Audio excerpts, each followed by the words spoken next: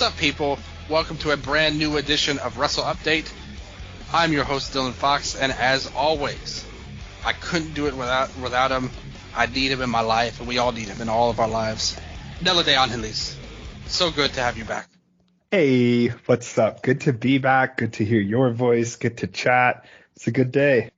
How Absolutely. Man, I'm so hyped. We were talking off the air. I had a great Halloween. Had a ton of fun there.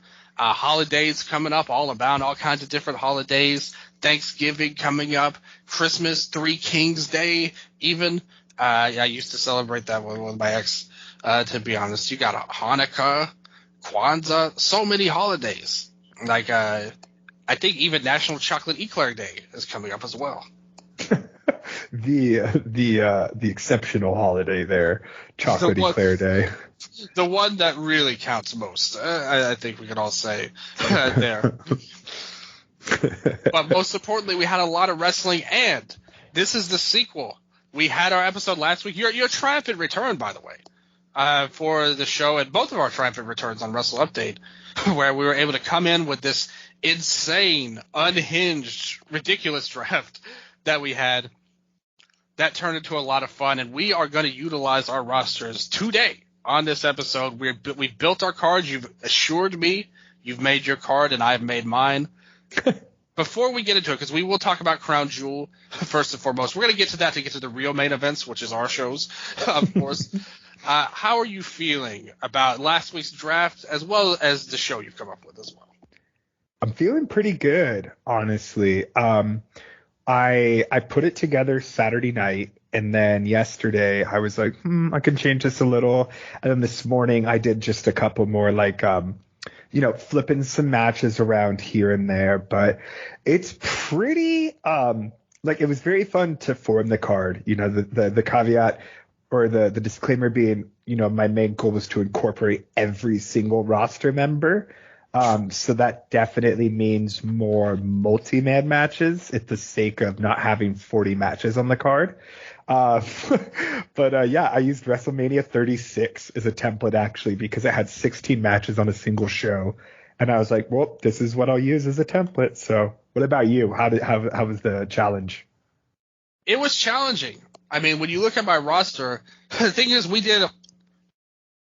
the draft rules basically meant some people are going to be mismatched, It's not always going to go together perfect, after all. So we will go over that later. But by the end of it, I'm very happy with my card. I want to see what you think of it. We're going to give our opinions on each other's card as well. I'm not just going to sit here and let you build up and hype up your matches and not say anything about it. I got to hype it up too. Or maybe I'll tear you down. I would say, hey, what were you thinking? What about this guy? But no, you said you used everybody, so it's fine. And I used everyone as well too. All women and all men were very much accounted for. And there's a lot of cool stuff coming out of that. Hopefully you guys enjoyed it. We got a couple of comments in the last episode, and both of them were positive as well. But no real winner too. Both people, they kind of said we won in different ways. Like, I might have beat you in one way and you might have beat me at one. Because if you break it down between WWE, AEW, International, TNA, and all of that, that's, certain parts you could win at. Maybe you got a better rookie than I did, but I got a better champion. Maybe you had a better tag team, so on and so forth. So we had a very evenly matched draft in significantly different styles, but I love that we both were able to put our own stamp on it, and we will see. Your first pick, though, was a controversial pick with Shun and Hiromu. You really went outside the box, but I like the creativity of it. You put them together. You weren't a slave to real-life teams. You did your thing. Dude, the Saturday night when I'm putting the card together, I keep going over and over. I'm like, where the fuck are the astronauts, dude? And I'm like, oh! See, that was the one. If somebody mentioned that, they said, why didn't he take the astronauts with his team? Classic. But we all wish we had the astronauts. If anything, my regret, I wish that I had picked Bianca, actually, with my roster. I think that would be my one change. I think you beat me on that one. Io was good, and we'll see what I did with her on my card. And we'll see what she did on this show that we're going to talk about as well. But we do need to talk about a big show that happened this very week. WWE Crown Jewel from Riyadh, Saudi Arabia, from the Mohammed Abdo Arena here, for their crazy show where they get paid $50 million by the government to do it, which they do once or twice a year. Did they do one earlier this year? God, yeah, Logan Paul versus Reigns, right? That was last year. Around this last year? Yeah. Maybe that was let's see here. WWE Crown Jewel. This is our correct research team right now. Yep. We're putting on here. No, that was the last one, Logan Paul. So it looks like they're doing, unless they had a different name for it, but yeah, that was the last Crown Jewel. Okay. Remember back, there was that one year they did the Royal Rumble where there was like 50 guys and they brought like a sumo wrestler out there. Greatest Royal Rumble. Yeah. That was a rough one. I will say this show is probably better than that. But overall, it's always kind of crazy to be in this weird place where the women have to wear different stuff, and it's always like a weird vibe to the show. But I will say, government and laws and all that bullcrap aside, the actual fans they're always pretty hyped for these shows. They make it seem like a big deal, especially for the big matches as well, I would say. They really show up for that, at least. The show started off with a main event in its own right. Seth Rollins versus Drew McIntyre defending the World Heavyweight title. Now, this had been kind of the main feud on the show. On SmackDown, you had the main event, obviously, but Roman's not always there, so this got the most TV time, really. And I thought they did a fantastic job telling the story of Drew McIntyre. He wasn't able to win the title in front of a crowd because of the pandemic. They went through that when he won it at WrestleMania. Nobody was there. It was the saddest WrestleMania ever and all that. And Seth was basically like, blah, blah, blah. Who cares about that? Listen, people had it harder than you. People had real problems. So you not winning the title in front of the crowd, who gives a crap? I thought it was a pretty strong response from very reasonable positions for both men, to be honest, going in. And you had the subplot of Judgment Day, which is obviously the biggest faction on Raw. Rhea Ripley had recruited both of these guys to join, and that was a big part of this match, was teasing would one of them turn heel and join Judgment Day. Rhea made passes at both of them, and she even blatantly told Seth, well, you didn't say no at the end when he tried to be like, I don't want to be anything like Roman Reigns. So he started off here. Seth actually came out first, and they proceeded to have the highest rated match on Cage Match, 7.99 rating. And I agree with the inmates on this one. I thought this was the best match on the show. I thought they did a great job of getting the crowd into it. Drew did this Ronaldo deal. If you are a soccer fan, he did his taunt, and the crowd really got into it. After he did that, at first they were singing Seth's song and all of that stuff, but after he did the Ronaldo pose, they started to kind of cheer for Drew more, actually. But they had a great hard-hitting match.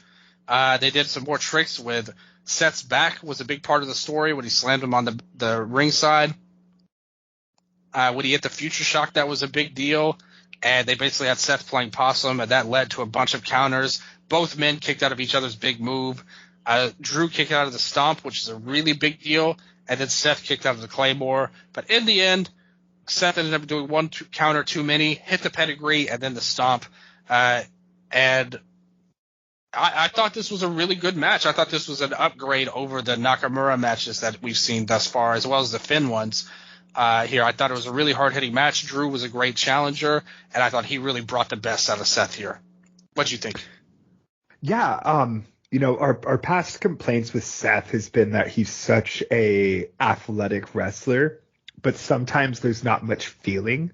In addition to the athleticism, I think Drew is such a hard-hitting wrestler that he's really able to bring out that legitimacy, that realism, that feeling out of performers who may sometimes be more like visually showcasey.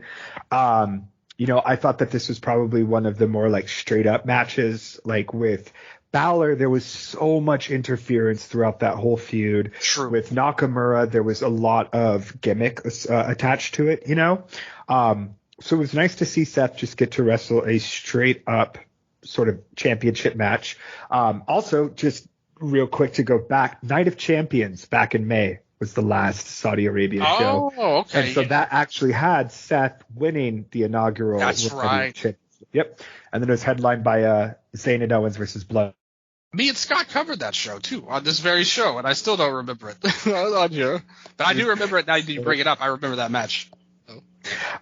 But really good opener. I think that they're doing – it's very rare for WWE to, like, delicately transition a character. And I feel like they're doing that very well with Drew, is having him, you know – not even as like a tweener with the audience, but more so just with himself. Like he is in moral conflict and he is frustrated and rightfully so. So I'm excited to see what happens with his character. I know I've heard his contract comes up sometime soon, apparently. So, you know, I feel like this could be a very big defining character change, or it could almost be like, you know, the sort of beginning of his way out. But yeah, good match, good opener. Yeah, I could buy this. I had this as star ratings. We always bring up our star ratings. I had this at 3 3/4. Ooh, I had it right underneath at 3.5. Always pretty close. Yeah, good.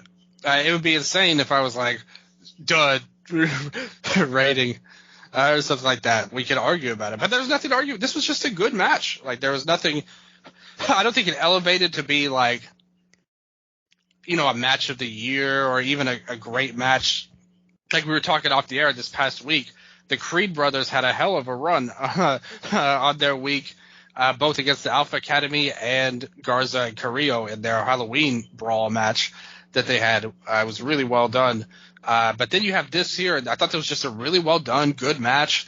Like you said, the back was a part of it, but it wasn't as pronounced as the Nakamura feud, which is to a benefit because I think Seth really sucked at selling it as much as he could have and should have. And here it wasn't as big of a story. It was just a minor part, and I think it was more appropriate. And Drew's just awesome. He's got everything. And like I said, but there was actually a cage match comment that actually mentioned this and brought this up, that you made a great point about his character where he's not this cartoony heel that's so, you know, so pronounced and obvious and things like that. He's more like everything he said has basically been justifiable, and the crowd hasn't turned on him at all. Like really even on Raw, like he hasn't attempted. He came out high-fiving the fans. His heel tactics have been really more his mental game. You know, and like maybe not always helping people out because he hates Jey Uso so much. But even that, he comes across very sympathetic. So he's not a tried and true cartoony heel. He's a guy with layers, which I really appreciate that about him. And I think it kind of hurt Seth in this match because if you look at how he actually wrestled, it was more so he was leading it. He was more the heel in the match, not him doing heelish stuff, but just leading the match and trying to get the crowd behind Seth with the back, and that was a big point. But the crowd actually bought into him a little bit more. I actually kind of wish they had changed the title, to be honest. I think there's a lot more with Drew than Seth. After the match, they did a tease of Damian Priest coming to cash in, and this actually helped too, Seth winning. And he said, "I'm going to take the title. I'm going to kick his ass and take the title." He looked at the camera and yelled at, and he was smiling. But then a man in a hoodie showed up to steal the briefcase, and it was Sami Zayn. The crowd went nuts. He was super over to the Saudi Arabia crowd. Priest was pissed. He couldn't cash in. I thought this part was really cheesy and not nearly as good as the match, but it worked. Like the crowd loved seeing Sami. Well, what did you think? Yeah, I didn't know Sami was on the pre-show. So I thought this was like his surprise appearance. But now knowing that he had wrestled just before this, went into the back, put on the hoodie, hid, it's just a very funny like train of thought. But yeah, like again, I am just not a fan of Money in the Bank anymore. Yeah. I think it is so for whatever reason, like I can't think of a last Money in the Bank person who was like booked strongly. I feel like it just brings or like it attracts misfortune and total shit to whoever has the Money in the Bank briefcase, sans Brock Lesnar.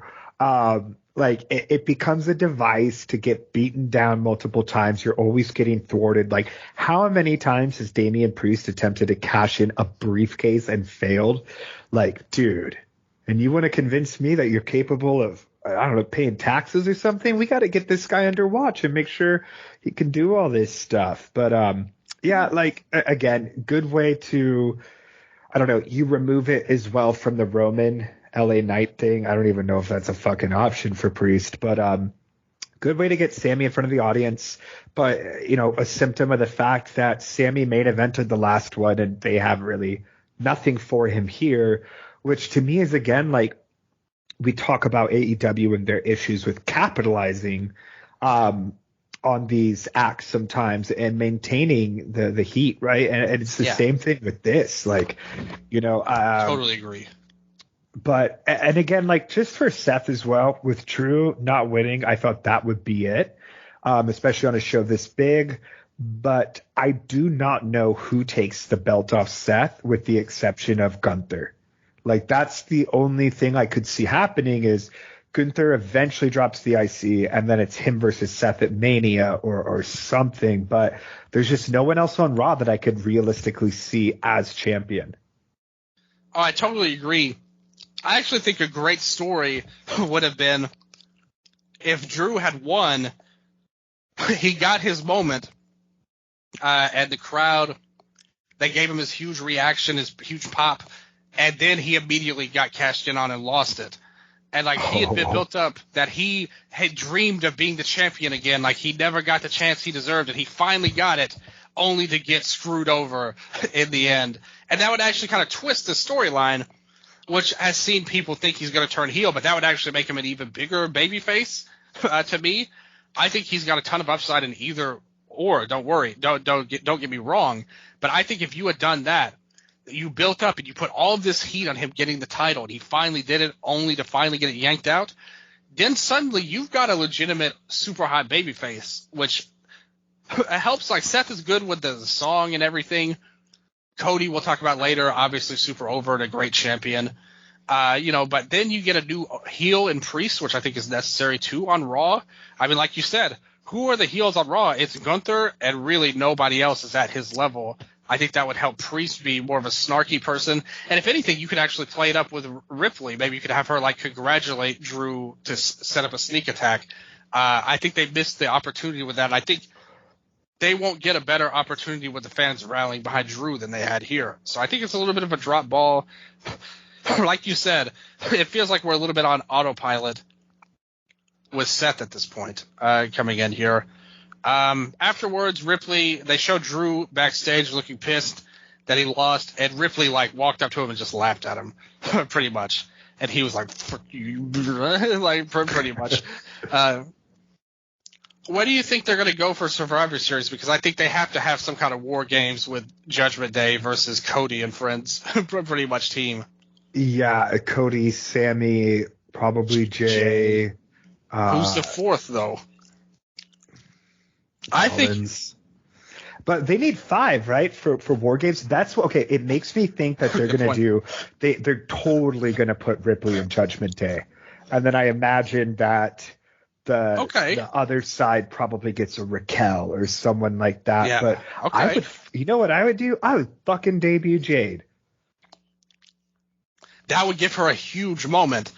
Yeah, like the Jade last versus member. Rhea. Yeah. That she's a great person to match up with Ripley as well, like in terms of just powerhouse size. Yeah, what are we going to do? Put in Mishin again? Like, let's be real here. You know, hey, put in Xia Li, the enforcer of WWE, the one who knocks out people most. No, sorry. It was a great angle on Raw, though. I thought they did a good job with her, to be honest. No, and like, it's definitely, I like a lot of the people on the roster. I think it's just in terms of the star power. Like, it's very hard to match Ripley right now because is we're going to go into the next match and see, like, Yeah. the majority of the Raw women's roster is pretty much annexed from this War Games spot here immediately. Well, you would think it would have to be Seth and Becky. Like, Becky would be the fifth one. Because I do think that's the end game of this title reign, is that Becky versus Ripley is going to be the final match for her. Has Becky really been, messed with by Judgment Day at all, though, lately, or in general? I think they could do an angle. Let's say Seth gets the hell beat out of him, and, like, Becky runs out to stop him and save him, and then Ripley destroys her too. I think you could easily set this up, because they have fucked with Seth. So they have the relationship. Everybody knows it. You've got the star power. I like your idea too, but I think with Seth, you want Becky in a big match, because then where would Becky be on the pay-per-view as well? I think that could be really good as well if they wanted to do it. If they want to put Ripley in, maybe they have some sort of plan for a fifth guy, and maybe they'll have Ripley as defend her title as well against somebody else. I don't know. We'll see what they set up on Raw. Maybe they will set something up, but I do think the War Games match is coming. And hopefully they can make it a good one. Go ahead. And they gave Drew, too, a reason, again. Even though he's kind of been on the heel swing of things, they gave him another reason to fight Judgment Day if they wanted to. Or they could have him join if you really wanted to as well. I was about to say, you could have the switch happen mid-match. Yeah, that's a perfect idea, actually. Like, build up Drew fighting for Raw, but then turns on Seth in the match. And that, yeah, I could totally buy that. Or Jay, even. You mentioned it before. Let's talk about the next match. The women's title on Raw. Rhea Ripley defending in a 5-way match. Nia Jax, Shayna Baszler, Zoe Stark, and Raquel Rodriguez. Like you said, they put some effort into this match. With all the attacks with Nia Jax, as much as she sucks, like, they put effort into it. They had a big contract signing during the build where basically Adam Pearce was kind of saying, these 5 are out of control. We need extra security. These are the 5 baddest women in WWE. And that's kind of the whole point of this feud. Like, all 5 of them were like, I'm the toughest one and the baddest and the most dangerous. And then somebody else would say, I'm actually the most dangerous and the baddest. Like, that's what this match was unofficially about, and it turned out to be Ripley defending her title. Everybody got some moments, did some big things. There was a part where Zoe Stark flew in and did some her flying moves with the springboard to the outside, then the springboard inside with the drop kick. Raquel had some big power, looked for the Tejana bomb on Nia Jax, which would have been awesome if she could have hit it, but she got away. Ripley was doing her big spots. Baszler got a chance to choke out some people here and there. We saw a little bit of teamwork with Shayna and Zoe. They kind of did that for a while. They kind of retconned it for this match. But in the end, basically, Baszler got beat down and was on the floor of the ring, right? She was on the ground. Rodriguez was on the ground. She crawled over to her to make a pin while Zoe and Ripley were on the top rope. Ripley hit the riptide on Zoe onto both Raquel and Shayna, and then pinned Shayna for the win here. I didn't think this was a great match. Definitely a step down from the first part. And the inmates agree again. 6.02 rating, a pretty big drop off from the opener. There was moments of good stuff in there. I really like Zoe Stark. I think she is a great worker. Somebody I love seeing wrestle and do big things. Everybody has their positives. Again, Nia, she's kind of the lump you have to work around in the match. But I really like Zoe. Yeah, she kind of is, you know. But Zoe looked good. She was my favorite in the match, but Ripley got the win, and I think we all expected that. What do you think? Yeah, I mean, it's effective as making Ripley a monster. Other than that, I can't say this did much for anyone else in the division. Yeah, and with these multi-person matches, it's like how I don't take any of these 4 seriously. I mean, Nia Jax, absolutely. But I just, again, they have the issue of Ripley becoming so big and having just no one to match her outside of, you know, an eventual Becky match or something. So yeah, I would really love to see them bring in Jade or someone else. Like, I mean, and the thing too is like, look at the people in this match and the history that Ripley, like, especially Raquel and Shayna, right? Like, those were probably Ripley's two most like historically deep opponents. Yeah. Dethroning Shayna, her dropping the belt to Raquel, like those are very like canon event opponents, and like none of that shit matters here. Yeah, they didn't bring that up at all. No, and the build up to this. It's just nothing matters. It's a 5-person 10-minute match. Yeah. It's very inconsequential. And again, like when we look back on Rhea Ripley's reign so far since WrestleMania, everyone's like, she had the best women's match at WrestleMania ever with Charlotte Flair. And I cannot name a single match she's had since. No, I totally agree. And that's why I'm kind of against her. You know, when people talk about the women's wrestler of the year and all of that, I don't think her year's been that great. Like, it's cool that she gets to beat up guys, like on Raw, and gets to be the leader of a group pretty much. It makes her seem bigger. And she did have the match with Charlotte, I agree.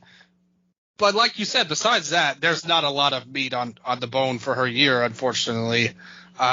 More so than just as a very over character, which is kind of a detriment to the group itself, because she's more over as a babyface. Yeah, and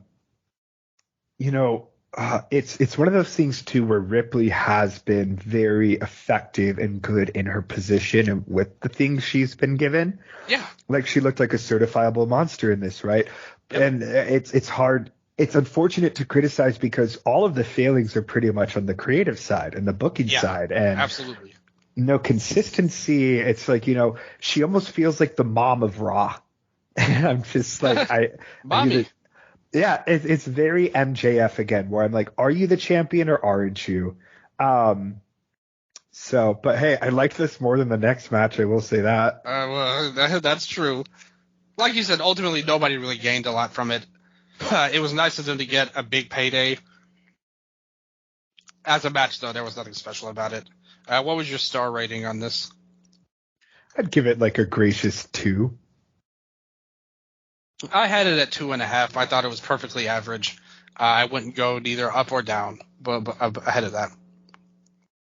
And I would put it ahead of the next match as well, as we saw Solo Sikoa take on John Cena in this 16-minute match that we had on here. Now, look, I really liked the segment they had on SmackDown, where Cena had great selling of the spike that Solo hit the week prior, where his voice was messed up. He messed up his voice box, and he still buried Solo on the mic. He basically said, you suck in the ring. You're not a draw. And you need to wrap that thumb up real tight because it's going up your ass tomorrow. And I was like, okay, that's a good promo.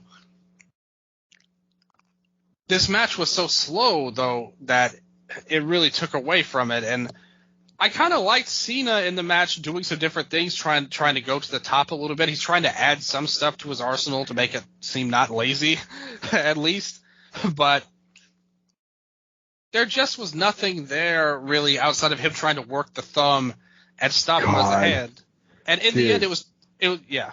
No, sorry, I interrupted. No, I was just going to say in the end, it was boring and inconsequential because the finish, I thought the finish was awesome.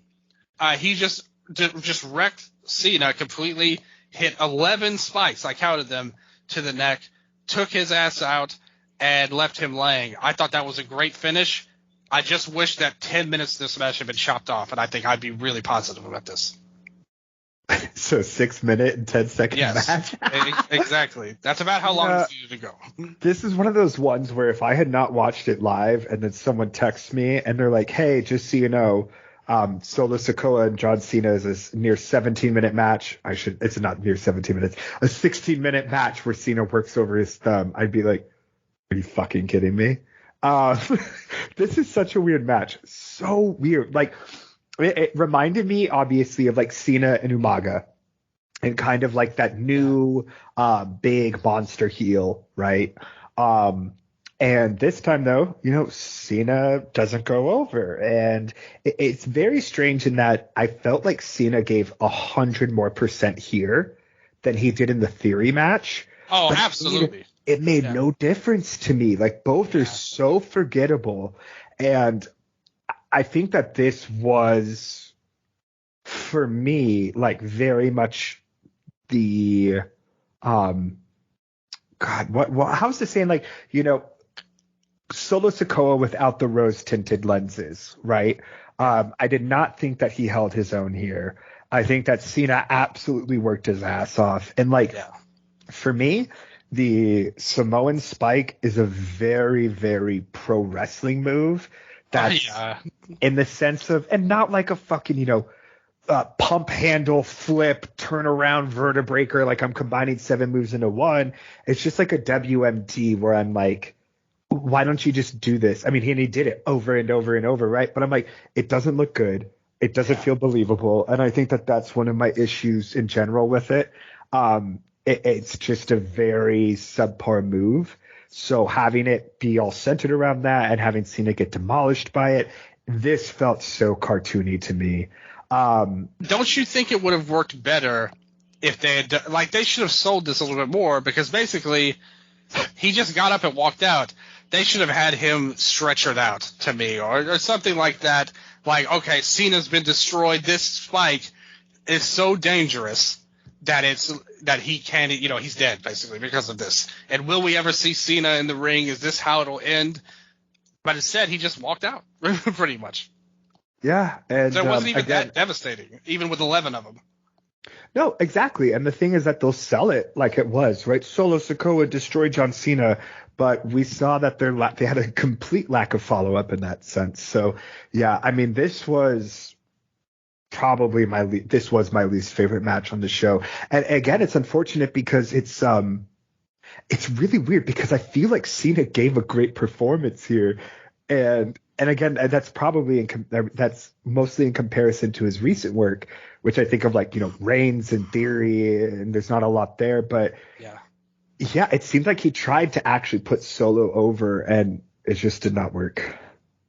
I think their heart was in the right place all around. I really think the long match drug it down and hurt them, and it kind of killed the crowd in a lot of ways. This will make an epic video package, though. They're going to switch stuff around and make it seem a lot cooler than it actually was. And he did get the round of applause at the end. The crowd was really into him. They gave him his respect or whatever. And then he just walked off, like I said. Then we got now still, whatever you want to say about, what was your star rating for that match? 1. I will give it a 2 because I like the idea of the finish. It's below average, but I wouldn't say offensively bad. For me, it's one of those things where if I feel like, God damn, I skipped this. Yeah, not even skipping, but I'm upset that I spent part of my life on it, right? I mean, you're going to die one day, and you are going to think about this 16 minutes. You're thinking, what if I had 16 more minutes to live? Looking at whatever friends or family I may have for my deathbed, and I say, if only I didn't watch Solo Sikoa and John Cena, we could probably squeeze in Yuji Nagata and Kensuke Sasaki. Well, that would have been way better than watching anything on this show. But when you think about it that way, really, Solo Sikoa versus John Cena ruined your life. You're never going to be able to recover this. Yeah, I mean, without trying to be dramatic, it definitely ruined my life. I mean, that's not dramatic at all. Totally believable. But still, even still, that was a million stars better than what we got next. This ruined my life. Miz TV. Oh my God, I forgot about this. Now you tell me this wasn't worse than the Solo and Cena match. They made this fucking Ibrahim guy look like such a geek. I thought that was so funny. He's like the Saudi Arabia's biggest movie star. He just got like kicked in the tummy. Yeah. That was funny. Honestly, this segment picked up when Grayson came out. Yeah, and it was just, I mean, I think Grayson is great. Miz is like, if you like all of his segments, it feels like like if he came out and just put a boot in the ring and licked it, I feel like you would get the same effect. He never does anything of consequence. It's always the same shit. I main evented WrestleMania. I'm a world heavyweight champion. It's like, I don't know, man. Everyone criticizes it. I don't need to go on a rant about it, but Grayson Waller came out and it was just very performative. The pacing was very off. You know, and you knew where this all was headed as soon as he came out. That the guy was going to attack him at the end and get his comeuppance.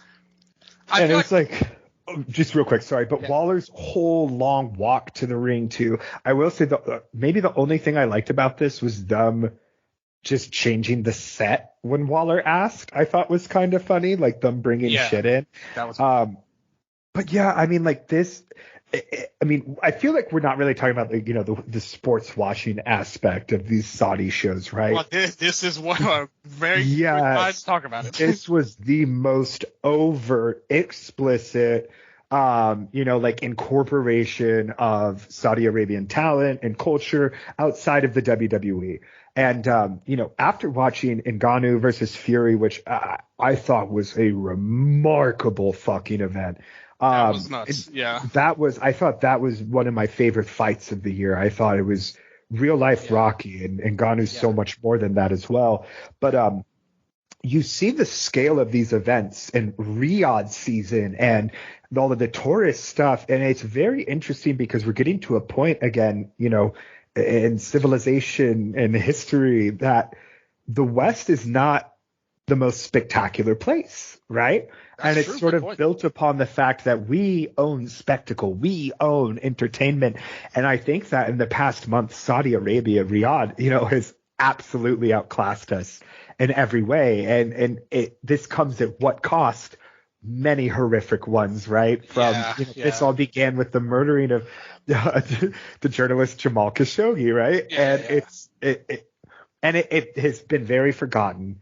And we've come from WWE being the like ultra USA. We have neutralized Osama bin Laden company to now Vince McMahon going to the Riyadh Ngannou fight and saying that Saudi Arabia is now his home, right? And it's like those things. And I don't know. These shows though they're very effective because I will say, like, when you watch these shows, they really make you forget about shit, man. Like, because it's over the top. I mean, it's really up there. And again, like bringing in this star to circle back, you can really feel the ways that they're able to normalize these numerous human rights abuses. And I say this completely recognizing how this ripples across the world and in many countries, including our own, Sure. But it's just, we're so far into it now that they have succeeded in normalizing it.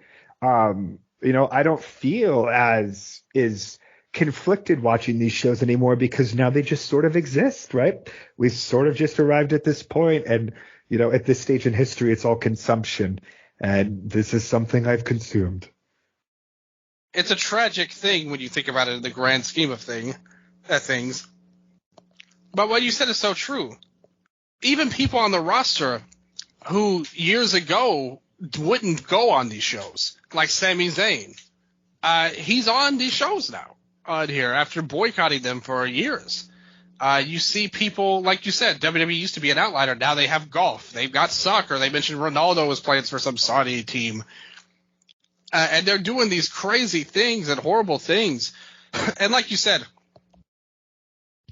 you can't point the finger at one particular government when pretty much all of them have done horrific and terrible things, including the U.S. Here. So I'm not trying to be like patriotic or anything like that at all. But you have to also acknowledge that these things did happen.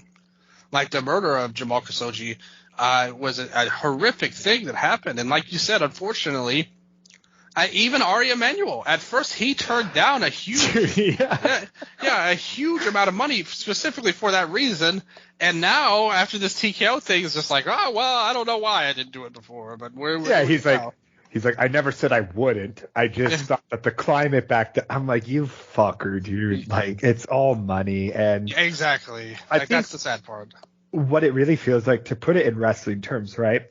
If WWE is Cody Rhodes, Saudi Arabia is WWE, right? Cody's whole thing was, I'm AEW, I'm the difference, I'm the alternative. And then he's like, you know what? I'm gonna go there. And then it's like his entire persona that he's built up is kind of all for nothing, right? And I don't know, it just feels like that to me, where again, it's just one of those things that truly exposes how everything's bullshit. But yeah. And I mean, this was the worst case of it. They had like these commercials too for like the airline or something. Oh my God. Yep. So not only that, they're also just blatantly marketing on top of it, in addition to the sports washing aspect, as you mentioned. And listen to the commentators during the segment. They were like, oh yeah, like it was freaking Ibrahim Al-Hajjaj. And it's like, you assholes have not seen one movie of this guy's ever. Tell me your 3 favorite movies right now, Corey Graves. I was Wade Barrett and Cole on commentary, but still, they were like, oh, he's hilarious. This guy's amazing. The best actor in all of the Middle East. Dude, okay, speaking real quick, random, but Byron Saxton was ring announcing. Yeah, that's true. He had a strong voice for it, too. He might have missed his calling as a ring announcer. Yeah, I thought that was interesting. No Samantha Irving, right? And then the Mike Rome, the other guy. But if this was any other show, I wouldn't really think about it twice, because I wouldn't care enough. But I think obviously with it being the show in Riyadh, I'm curious what the reasoning for it was, right? To not have them on the show, whether it's sickness or, political aligning, whatever it may be. But I can't remember another show where they've done that, and it was just very strange. So yeah, it was weird. Imagine a fucking AEW kicking off and Alex Marvez is doing the announcing. Yeah, but like you said, I'm sure there's reasons behind it that probably won't get spoken about publicly. But yeah, the segment, it dragged on forever. Grayson was pretty funny on his thing. It ended with him doing the people's elbow.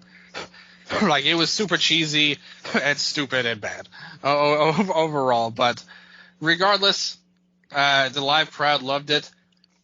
You think about it too. Even we got to remember, never mind moral whatever. If you're on this roster, some of these guys were there when they were nearly held hostage before they were able to come back to America. And they'd come back again anyway. Where they wouldn't let their plane leave. They went from being stuck on the plane to running ads for them. Yeah. That's right. That's a good point there. But anyway, someone I can guarantee you didn't put 2 thoughts into any moral problems. Logan Paul comes out. This all started with Logan Paul saying how great Dominic was and that he wanted to beat his dad for the U.S. title. Ray accepted, and they attacked, and they did their little press conference, and they did a boxing-style deal where Ray ended up hitting him in the head with a microphone. Logan Paul came in. They showed this video of him driving this freaking dune buggy or something through the desert. Let's see what Logan Paul was doing earlier today. Just like so unauthentic, like everything about it. And he drove the thing into the arena. So I guess he's like getting to be a badass type of entrance here. I don't know. Match was all right. To me, I didn't think this was a great match. This is another one I thought went too long. There was some good, there was some bad. But let me tell you something. I saw all over the place this clip where Ray went for an Asai moonsault and Logan saved him pretty much. And everyone was like, "Oh, Logan Paul, say what you want about him, but he saved his life. This was an amazing wrestler instinct from Logan Paul. Like, you can't teach this. The problem with this is he was the one that was too far away. That if he had been in the proper position, he wouldn't have needed to rush up to save him in the first place. So can we please stop kissing his ass? I mean, I get it. He's very good. Like, he's a great athlete. Like, especially for a guy who's not a wrestler. All of his performances have been strong. And as a douchey heel, you just can't teach what he has. Like, he is a natural heel in the way very few are. But now we're just, like, making up stuff pretty much. Like, oh, he saved his life. What an amazing – like, it was his fault in the first place. If he had stood in the right place and not been out of position, it would have been fine. Anyway, a fine match. You saw some high-flying stuff early on. Logan Paul got the show off. Ray did some things. In the end, you had the stupid finish. They had his freaking crony that we saw at SummerSlam come in with the brass knucks. And then suddenly the knucks got knocked out of the ring, and he was going to go grab him, but Santos Escobar jumped in and stepped on the brass knucks. And then what do you do when you have a weapon of your mortal enemy and you need to chase after another enemy? You obviously leave the brass knucks right in front of Logan Paul for him to pick up as you run away and chase after the other guy. What an idiot. Like, stupid babyface here. Like, coming in, ruined the match, stupid finish.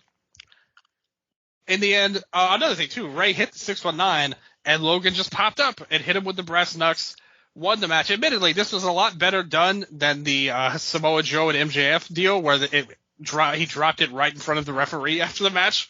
Here, he at least worked to hide it. The finish sucked, and the match was only okay. I didn't think this was special. What about you?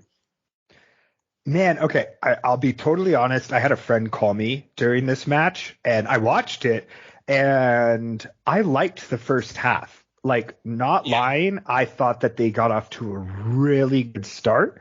And they were working in the lucha style, too, that Logan, to his credit, again, did acclimate himself well to, I guess, right? Yes, and I really thought that at first. I was like, man, I feel like Logan is trying to do Halloween Havoc, like Ray and Eddie, almost a little bit, like that immediate hot start. And then I think the match just went too long. But I definitely liked the beginning. And the reason I gave the disclaimer for being on the phone is I feel like when you're just watching it, like with the sound off and you're just seeing that stuff, it's like, oh, wow, right? But then it just kept going, like you said. The whole Logan Paul fucking rando prime guy thing, I still don't know who it is. Yeah, they've never said who this was. He's never been mentioned on TV. He's not cut a promo. They don't even talk about it. Like, they haven't even named him. Who is this asshole? Dude, I have no clue.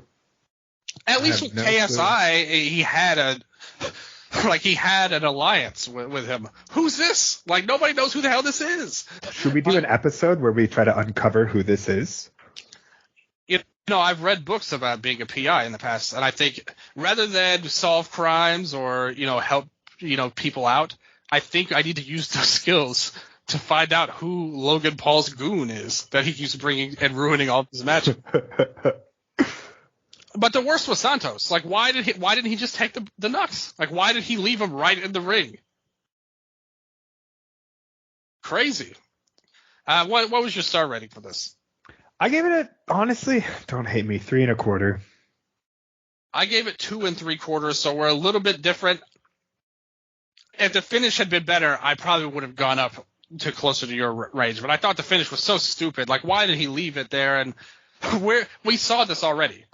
The one thing I do have to praise him on, I do agree with you. The first part with the lucha stuff was well done, and they're really hyping him up as like this, like wonderkind almost. Like, he's now a wrestling genius. Like, he watches 1 million hours of wrestling tape to get ready for his matches.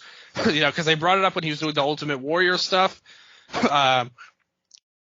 He did call back to Eddie Guerrero too on the frog splash attempt. So they're really trying to add a little bit of layers to his wrestling character other than just him being him.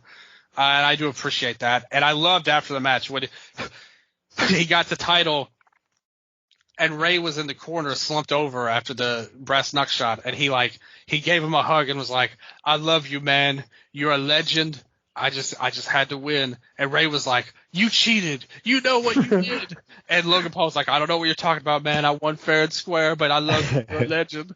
That was awesome. Even I can't deny it. That was great.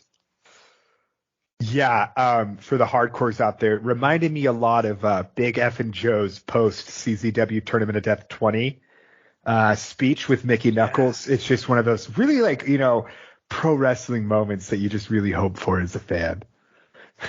What do you think of Logan as the champ? Like what are they gonna do with him with this? I mean, dude, it seems like he has a genuine interest in this stuff, and I don't know. It will be interesting to see if this becomes. Imagine SmackDown just no one ever defends their fucking titles. Yeah, that's another guy with Roman on SmackDown. There are no champions on this show. I mean, at this point, though, I really feel like Logan is gonna go more full time. I think that's what my gut says with the I got that title. vibe too, actually. Yeah, I mean, he just finished that. God, who did he just fight? Not Tommy Fury. Dylan Dennis. Yeah, oh my God, that fucking fight. He just Which fought was a that farce, guy. by the way. A stupid ending to that. Even in non-wrestling sense, he can't help but have stupid finishes to his fights.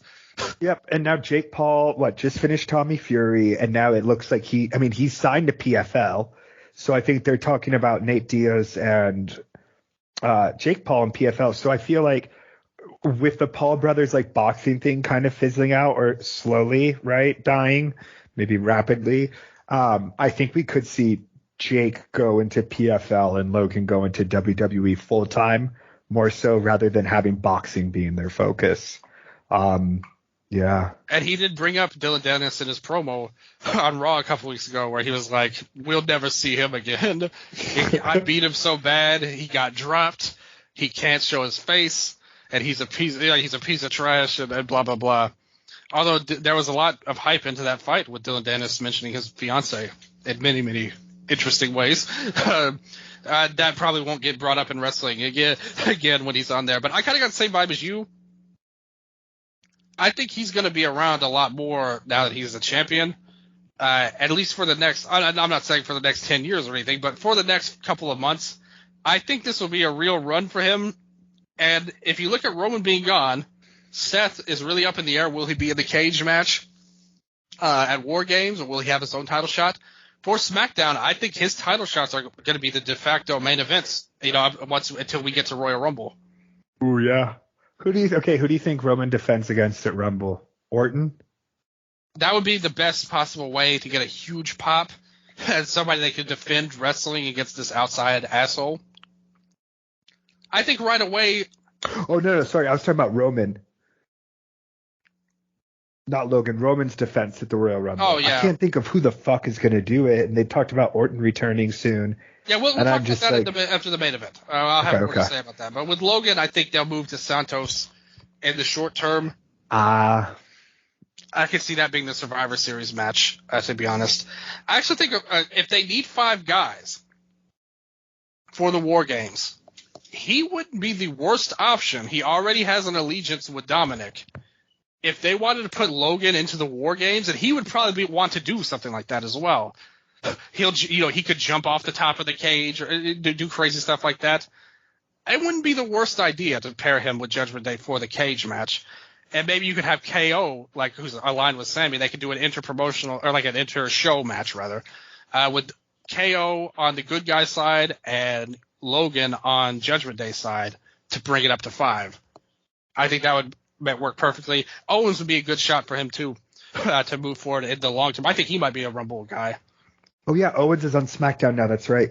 Yeah, because they did the story with Jay trading over. Yeah, so that's what I think. I think that's a good idea. If you need 5 guys for the War Games, put Logan into it, since he's already got an allegiance with Judgment Day. The next match was the women's title match as well here. But yeah, we talked about Logan Paul enough. Basically, they set this up. Bianca Belair destroyed Bayley on the night before on SmackDown, beat her in the match, put her through the table. And here she challenged Io Sky for the SmackDown women's title. the match was really well done. The problem is that people are going to compare it to the Puerto Rico match, and that match was a lot better, to be honest. And the crowd was like nuclear in that match, and this was like, I thought this was like the down point of the show in terms of crowd interest. Pretty much, they just didn't care at all really about this match, and even the big return. I wish that we had done this in front of a hotter crowd, because I think you would have gotten a way better reaction with how it played out. But I thought the wrestling was actually really good between them. They have good chemistry together. It just didn't connect, and it all led to the finish. Bianca went after Bayley, beat her down on the outside, as she always does, and then suddenly another hoodie came in, much like Sami Zayn earlier. Somebody with a hoodie came in, attacked Bianca, and they revealed that it was Kairi Sane back in WWE, and she looks absolutely nothing like she did when she left, with this insane haircut. She was wearing a Power Ranger suit that these women wear. Hey, can we praise EO's look here? Dude, the camo pants, so badass. Yeah, absolutely. I was just about to say, her and Kyrie really cool at the end. Yeah, EO's stuff is like as good, if not better, than her normal gear. Here, like, I thought she looked awesome in it. Really cool design with the pants and the top that she had. It was really good. So yeah, in the end, Kairi helped out. They looked like Bianca was going to go down, but she leapt into the ring at the 9 count. Io immediately hit the moonsault for the win. Kairi came in, raised her hand. They beat the hell out of Bianca. We see the insane elbow again, and Io's the champ, and Bayley looks very unhappy about this development. And even during the match, when Bayley came out, Io was like, "What are you doing out here? I didn't want you here." And Bayley was like, "You have to trust me. You have to trust me." And then after the match, Io and Kairi were super close, and Bayley was like, "What the hell is this?" on the outside. Yeah, I would give this one 3.25 as well. I liked it, or maybe even 3.5. Honestly, I like Io. I love Bianca. I thought they make a good pairing. Definitely suffered from the crowd reaction, as you said. I really liked how Cole, I thought that out of all of the matches on the show, this one actually feels like it made narrative progression. True. Even Logan Paul at Rey Mysterio, it hits a wall in the sense of okay, what next? We have no idea, right? And Io, Sky, and Bianca, it's this set up a lot. And what I really, really appreciated was Cole at the end. The last time we saw Kairi Sane is when she was taken out, or was, she was taken out by Bayley or something like that. True. So bringing that back to her as well. And, who is Io going to trust? Her longtime friend or Bayley, who brought her back in to the fold, really, right? So I'm really excited. I think that doing an Io and Kairi versus Bianca and Bayley would be fucking awesome. Kairi versus Bayley would be awesome. Yeah, I don't know. This, in terms of looking forward, this was the most positive match in that sense. I agree with that entirely, but there's a major issue with all of this, in my opinion. We need to get some kind of explanation in terms of Kairi and Asuka that needs to be explained, because we also have to mention, yes, she did get taken out by Bayley, but if you remember, Asuka walked out of her title match with Sasha Banks that led to her winning the title because she wanted to save Kairi. She basically threw her title away to save her. There needs to be some kind of, I don't know what. Maybe they all unite together, they bring Asuka in and they're a 3-pair team. Maybe they turn on Asuka and beat the hell out of her, and she's a part of it, and you could see that. But there needs to be some kind of angle with Asuka on SmackDown that explains Kairi and why didn't she come back to help her friend in the company that we saw at the time. Obviously, Kairi and Io have a lot of history, but I do think that needs to be rectified immediately, pretty much. Is Asuka on the same brand as Io? Yeah, they're all the same. Okay. But I think it's a real shot in the arm for SmackDown. The women's scene has not exactly been lighting the world on fire lately. I think they're just really, Io, like I said, that thing in Puerto Rico, that match was so big.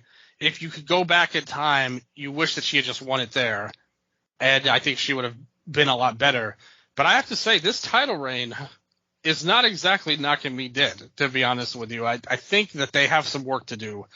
And this is a good step forward, as you mentioned. And we'll see how it goes. Hopefully they have something big for Kairi in the future as well. I think she's a championship-level player. We'll see what they do, how they play their cards going forward. But as for the match, I thought it was pretty good. I didn't think it was too special, to be honest with you. Again, especially compared to their other match, which was a legitimately great match. I had this at 3 stars, to be honest. Maybe I'm being a little bit of a hater here. Mama won't like that because she loves Bianca. She hates Io, but she loves Bianca.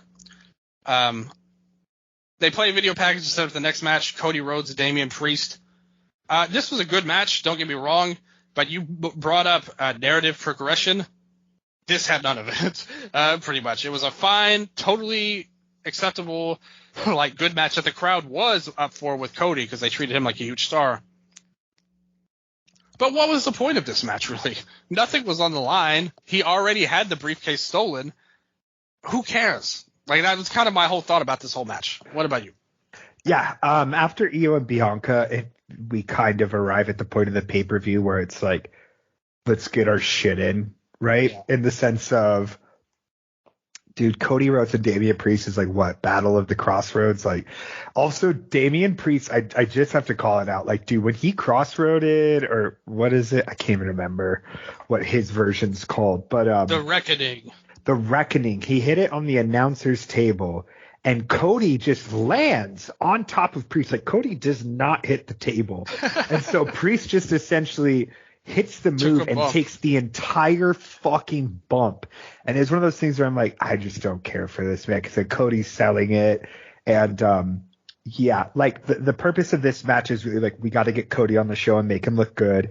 This is your John Cena and fucking Lord Tensai match, which is Priest exists to put Cody over, right? Even as your men's Money in the Bank champion, you're one perennial fucking world challenger is just the biggest geek. I can't say this did anything for me. I think that this is one of those matches where it's for the live audience, it's for the hardcore WWE fans. Cody's your guy, and I am not someone that really cares for Cody. So yeah, not my thing. For a rookie, he was spectacular in this match. I will say more on that in a little while. I gave this 2 3/4. What about you? I gave this one a 2, and I think with some of these ratings, I'm a little bit harsher because for this and the Cena one, again, it's more of what is the purpose, right? I understand. I guess I shouldn't say with the Cena one. The Cena one, maybe that had a purpose. That had a purpose. Very well. It just ruined my life. But with the ruined your life. And the Priest one, and even Roman Reigns and LA Knight. Yeah, LA Knight's over, but it's man, there's nothing for me to believe in. There's nothing for me to invest into. I know LA Knight's not going to win because they said Roman's fucking next challenge is at Rumble, right? We know LA Knight's not going to beat this guy 6 months out from Mania. Are you kidding me? And so, again, it's they've booked them. And it's I watch the Roman matches now, not for the matches, but my interest lies in how are they going to fuck the challenger out of the win, right? Exactly. And that's why this main event was such a fail. Oh, my God. That match sucked. I didn't like the main event at all. Dude, no, LA Knight, I think if you had a Pokemon evolution of Cody Rhodes can wrestle, right? John Cena can wrestle, and he does it in the WWE style. LA Knight, this guy cannot fucking wrestle, and he is the worst example of WWE style where I'm dude, this guy is just yoked out Miz. Holy shit. That's pretty much it. This, he really is Theory with charisma. Yeah. Pretty much.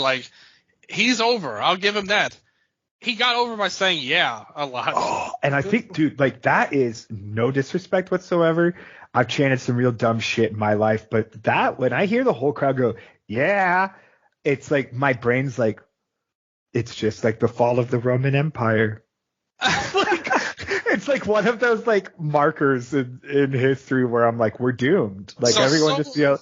what you're saying is Solo and Cena ruined your life, but LA Knight has ruined all of mankind and civilization. Yeah, he's like the harbinger of the apocalypse. Like him getting over, and people would be like, well, what about yes? I'm like, yes is like this positive. We're moving our hands. We're doing all this. Yeah, dude, it just sounds so dumb.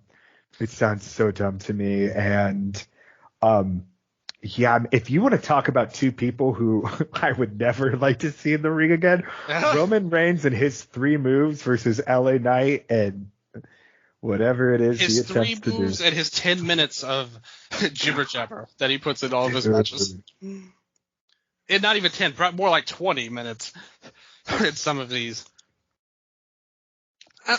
And like you said, the ending was so contrived, we knew what was going to happen. You know, I feel like right now talking to you, everybody knows I'm a big fan of Mass Effect. I feel like, you know, the world's become indoctrinated. You're calling on the Reapers to end society all because of LA Knight. And I think that it's hard to argue with your points that you made. But I just know that this match sucked. Whatever it says about humanity, the fans, me, I just know I didn't like seeing this match very much. And like you said, LA Knight, very limited in the ring. The crowd did get into it, and he hung in there. I'll give it to him. But damn, man. Roman Reigns, No. can you do anything different? This is how many times have we seen this almost exact match just with considerably worse people as time goes along? Yep. LA Knight is like if QT Marshall got big or some shit, dude. I'm just like he is super over, but that does not mean anything to me. Again, like it's just. Could you say QT Marshall as a main event player at AEW? No, unless he starts yelling, yeah. Could you? What about MJF? Okay, I guess I should say like LA Knight has the same kind of like when I think of like, I'm just like, who cares, dude? Honestly, like Death, Taxes, and Wrestle Update not liking a Roman Reigns title defense for real. Thank God. Well, when he loses, we might like it. Better be like, finally, this crap's over with. I felt like I gained nothing from this match. I feel like LA Knight didn't gain a lot. Getting in the main event may have meant something, but I don't feel like he's significantly in a better spot now than he was at the start of the match. No, and you know, it's the whole time the story was Roman Reigns is champion for 20,000 days, and this was LA Knight's first ever world title shot. Yeah, he's won titles in other companies, but it's a different thing when you're on this level in the WWE. Yeah. Like blah blah blah blah blah blah blah. And okay, cool. So he lost his first title shot. He is again like he is the most generic guy. Where I think that you can really he succeeds when he is up against the other sports entertainers, right? And I think right now you have your Seth Rollins, you have your Gunther. Like you could probably put him against Logan Paul because I think the personalities will align somewhat. Yeah, I think that would work. I was thinking of that too. But I don't see who the fuck you could put Knight against outside of these like Cena's and Bloodline and these things because he's so cartoonish. And I'm like, he's not a work rate guy. Like he doesn't fit into a lot of other storylines. That's simply. So remember when he was in TNA? He was the namer of dummies. He needs to go back to that, I think. Eli Drake.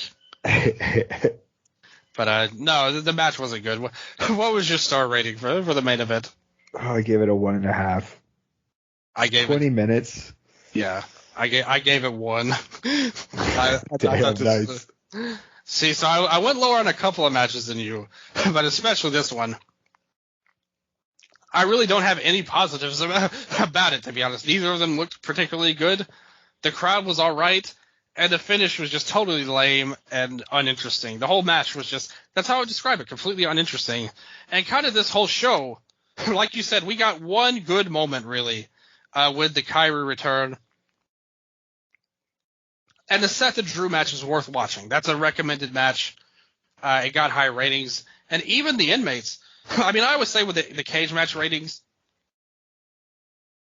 I think people misread them sometimes because you have to remember the people who care enough to vote on a website like this and sign up and write a comment are people that are fans. Like, they didn't just come here because they hate everything.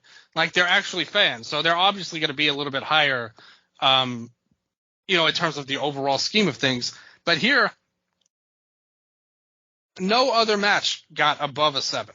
Like, it was 7.99% the Drew, like basically a 4-star match, which is a little higher than we gave it, but pretty much on the same level. A fair rating, I would argue.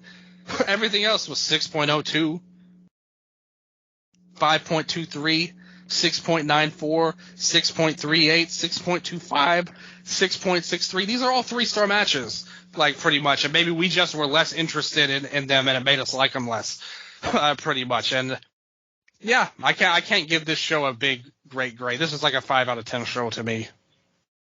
Yeah, this was definitely skippable. Good for them for making $50 million off. Yeah, a bad show that they made so much money off of. That's insane, man. That is so crazy. And so yeah, it's main event time. That's right. We have to get to the main event right now. The show itself was what it was, but now the real we get crown to the jewel of the episode. That's right. Hey, did you like the big diamond thing they had above the ring at this crazy ass stadium they were at? Dude, I don't even remember that. It's like the set was like really extravagant. It was purple. There was this green diamond hanging over the ring. Ken, my grandpa, he watches these shows with me. He claimed that it was a video. Like, it wasn't a real green diamond or a real emerald. I can't say for sure, but he may be onto something there. Oh, like just a bunch of screens. It looked like a cool thing, though. It looked like a big emerald. So I'm all for it. Cool. And bring you back to the days of Pokemon Emerald as well. I was just about to say, I might play some Platinum tonight now. Always a good choice. Cynthia is best girl ever in the world. So we will always support Pokemon Platinum love on this show. And we will always support Cynthia. But let's see what happens here. You got the first pick in the draft, and I think you should start it off with your show here. Let's go down the line here, and let's see what my thoughts are on it. Okay. So just whole show. That's right. One by one? All yeah, right. Exactly. So welcome to Sicko Pros, Down with the Sickness. It's our... Ooh, okay. Yeah. This is our end of the year pay-per-view. This is our Grand Voyage. This is our Wrestle Kingdom, our Bloody Christmas. It's Down with the Sickness. So in the first match, it is an elimination chamber to kick it off. I figured, it's always fun when you drop the cage on top of the ring first thing. So let's really give these people a sick show to kick it off with. So in this elimination chamber, it is the number 1 contenders match for the Queen of Sickness world title. So it is Billy Starks versus Becca versus Rosemary versus Sky Blue versus Layla Hirsch versus Sexy Star 2. You're really putting Sky Blue in the chamber? I don't have anyone else. No, when you say it that way, I have to approve of this. I like your way of thinking. I love the Elimination Chamber concept. I thought about having it on my own show, but I'm glad that you brought it out on yours. And with the women, you give them a big spot off to start with. You're probably going to have a longer match here, so we have to hope that they deliver some big action. Who are you putting over that match? You run this company. You call the shots. We've established that you are an evil promoter based on our last episode. You refuse to pay for health care or any of that stuff. People will get injured whether they like it or not. Exactly. No remorse in Sicko Pro. You have to be a sicko to work in Sicko Pro. That's the number 1 rule. So who would go over? Who's the one you're giving the spotlight to? What is it? Sicko Pro is the sponsor promotion of Crime Update. So, yes, absolutely. Yes, our spin-off show. Yes. Okay, yeah. So first, in terms of length, obviously, this is going to be a long show. I'm just going to go ahead and say it. This is basically Big Big Egg Universe 2 or whatever that 8-hour show was. Yes, it was a million hours, but a legendary show nonetheless. So in this one, I have Sky Blue getting eliminated first, then Rosemary, then Layla Hirsch, then Sexy Star 2. It comes down to Billy Starks, who's the first one in, and Becca, and Billy Starks goes over in the end. I think you made the right call there. I think Starks has the most star power. You could build her up to a big championship run in the future once she gets a little bit more experienced there. But I like the cut of your jib. I think it's the big spot. Will somebody do a dive off the chamber or something like that? Yes, Sky Blue. She gets the big spot. So you know what you're doing once again. You want all of the GIFs on social media of Sky Blue, and you bring in your audience that you have targeted like an expert in that particular kind of fan. So I give you a lot of respect. Thank you. So following that up, match number 2 is a 2 out of 3 falls match, because why not follow up the Elimination Chamber with a 2 out of 3 falls? And this one is going to be for the Sicko TV title. It's the champion, Chris Sabin, defending against Carmelo Hayes. Ooh, okay. I really like this match. 2 guys with great chemistry on paper. I mentioned it in the last episode. Sabin was a huge inspiration to me as a wrestler, along both the Machine Guns, but especially him. I think you've got good swag with both guys, too. They have a really good confidence to them, how they wrestle, which I really enjoy. And I think they would really tear it up together. Who do you have taking the belt here? I'm going to have Hayes take it. You know, Sabin's been champion for a year to the date at this point. So, I'm going to have Hayes. He's going to take the title. This will be his first big run in the company. You booked yourself a year in the future? Yeah, no. Well, a year ago, Sabin won the title, right? Okay, yep, okay. Yep. Okay. So, yeah. Carmelo gets the spot here. Okay, I like it. He is him. Yeah. And I'm excited for his future. I really believe in him. And then I can move Sabin back into the world title program as well. So this is followed up by our first tag match, which is actually the tournament finals for the Angels of Death tag team tournament. So the finals are MK Ultra, the team of Killer Kelly and Masha Slamovich, versus Sawyer Wreck and Rina Yamashita. Got MK Ultra going over. They are the 2027 Angels of Death. This is a futuristic promotion as well. So, yeah. And then, I don't know. I don't know if this is a death match or not. It could be. It probably is. I think it's more fun that way. Especially with Rina there. Yeah. I feel like, and it's called Angels of Death. Yeah, exactly. Like, you're not going to skimp out on that. On the Eastern Lariat Instagram page, I discussed Rina's debut, which happened just one day ago, 10 years ago. Her very first match in wrestling. That's and awesome. look what cool stuff she's done since. And yeah, who do you have going over here? So here I did have MK Ultra go over. I'm really into Killer Kelly and Masha Slamovich, and I think that there's more money in Rina chasing this with Sawyer Wreck than I think Masha and Kelly are such good heels. They're dicks. They can play it really well. I think this is a rivalry that we can start here. Okay, I like the cut of your jib on that one again. I think that's the best way to use Sawyer. She's still a little bit, not on the level of Arena, in my opinion, or Killer Kelly, Masha. So to put her into a death match, I think, hides some of any weaknesses and brings the best out of Arena at the same time. And then you put over a new team with MK Ultra. So all of this I like. What's next on your card so far?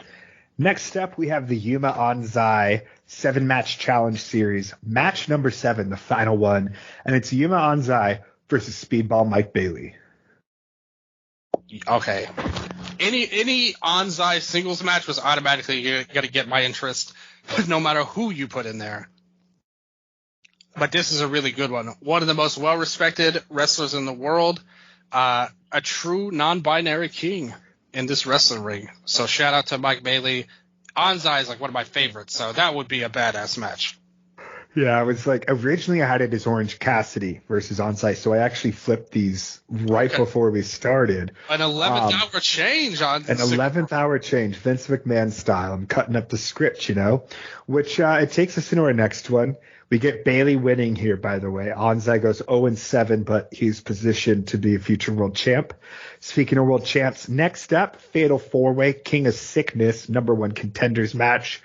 And it's Sami Zayn versus Orange Cassidy versus Kofi Kingston versus Konosuke Takeshita. Oh, man. How did you book this? Like, what was your out for this? Because you got a lot of guys you don't want to lose. Yeah, and I don't know. To me, like, I'm not booking Takeshita like AEW here. He's not a invincible under Don Callis for whatever reason. I honestly think that I would have Takeshita drop the pin here to Orange Cassidy, and we'll get into that later, but I want to monopolize on a feud that I don't think has really been able to hit its peak yet. And then again, I think Kingston, Takeshita, and Zayn work anywhere on the card as well. Yeah. And then, they fit in here, and I totally understand the criticisms of drafting a Kofi Kingston. Nowadays he doesn't quite have that same allure, but I think with the lack of a New Day, right, we can focus on some new character changes. Absolutely. Like I said, we are not WWE creative team members right now. But still, though, Takeshita takes the fall, and you set up Cassidy for some big things that you want to talk about later. You've got some kind of swerve up your sleeve here, so I'm sensing something in your mind here later. But let's continue down the card and get to it when we can. What's the next match? Next match is it's essentially my Future of Stardom title. So it's called the Illest Future title.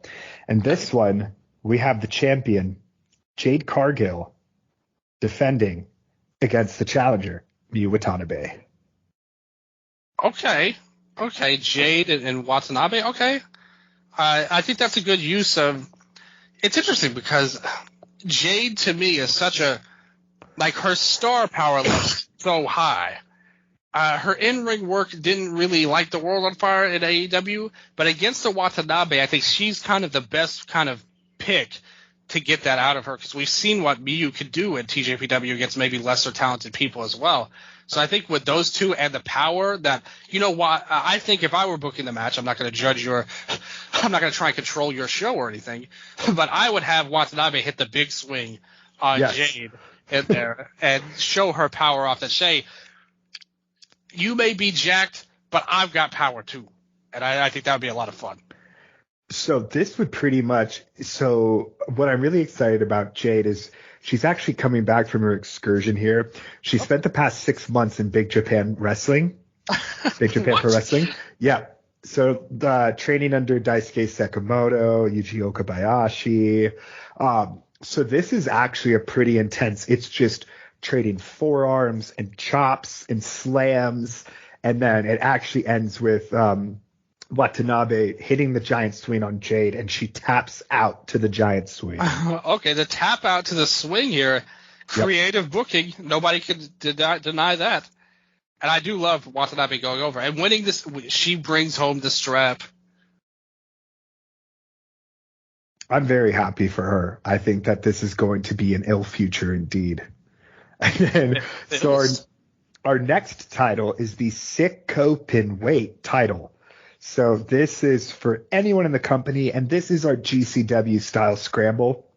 So we've got the champion, Rey Fenix, defending against Shotzi Blackheart, Sonny Kiss, Dakota Kai, Ricky Starks, and Candice LeRae. Okay, now you've got another women's match on the card. I like this. What was your feeling when you booked this? Dude, it's just chairs set up everywhere outside the ring, and everyone's getting hurt. Just so hurt. Everyone's taking crazy bumps.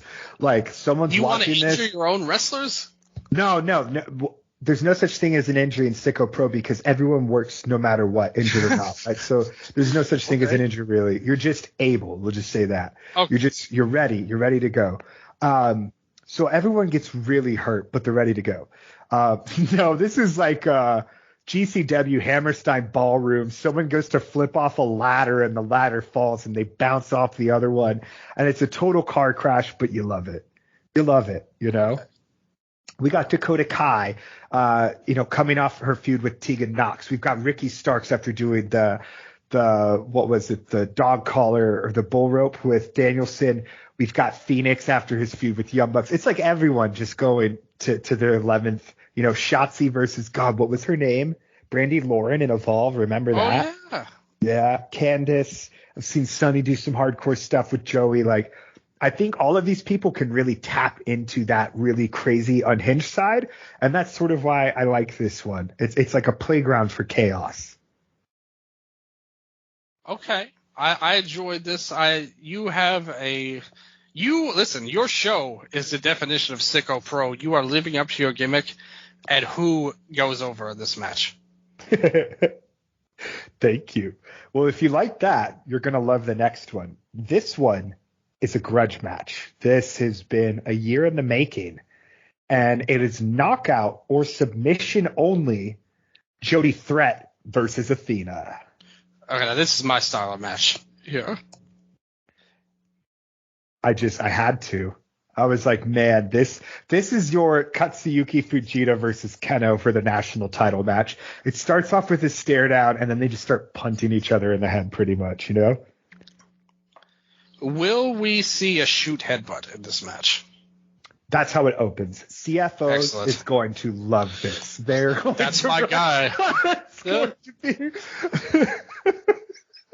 Listen, we got some other people too. Shoot headbutt lover is a user and cage match too. So we've got a faction brewing of shoot headbutt respecters, and you appeal to them. Yeah. Genius booking on your part. Athena actually comes out into her wearing her brand new CT Athena shirt. So legendary move. Yeah, it's pretty fucking cool. And to keep up that energy, Jody Threat wins, by the way. To keep up that energy, we're actually doing the Sicko World Tag Team titles. And it's titles versus career, no holds barred. Oh. The team of Dominic Guarini and Kevin Koo, the champions, Violence is Forever, versus PCO and Rhino, putting their careers on the line. Oh, no. Not PCO. PCO. And I think, well, who wins? Do they save their careers, or is it all over? No, Violence is Forever is going to retire them, so I actually need to draft 2 new people next time. Okay, we will definitely do another draft in the future, I promise. And you are under no obligation to redraft Rhino or PCO. They will be retired in the Sicko Pro universe, and Violence is Forever stands tall. They come back as OCP and, like, Ram. That was a shitty joke. I'm not even going to pretend that was funny. I messed that one up. Dylan. We all forgive you, but what's next on the card? The next match is the High Fever title. This is like my strong style, right? Okay. So this is the champion, Jordan Grace, who ultimately defeats the challenger, Venny. That match would slap. Yep. This is like, I would say that, with the, like, if there's 3 matches that are probably the hardest hitting on the show, it's going to be Athena, Jody Threat, Jordan Grace, and Venny, and then our world title match with the men. I love it. So, yeah, that one's a pretty fun one. And then we go into the Sicko World Tag Tournament Finals. So this is also your next number 1 contender.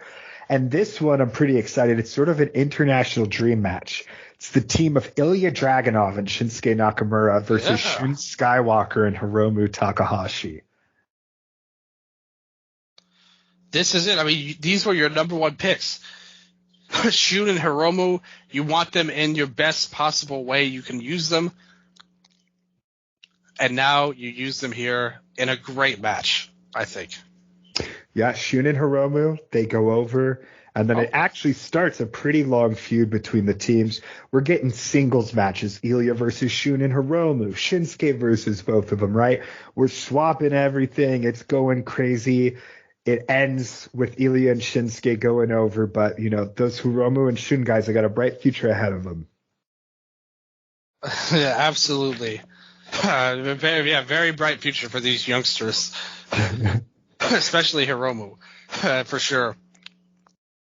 All right, final three. This is our last three matches. We're getting to the meat of the card here. Yeah, we're getting into the meat of the card, 13 matches in. So rather than the World Deathmatch title, we're going with the Underworld Infinite Death title. This is a international 5-way death match. We have the champion, Cruel, undefeated, 7'1", never grimaces, no signs of pain. We don't even know if this guy's fucking human.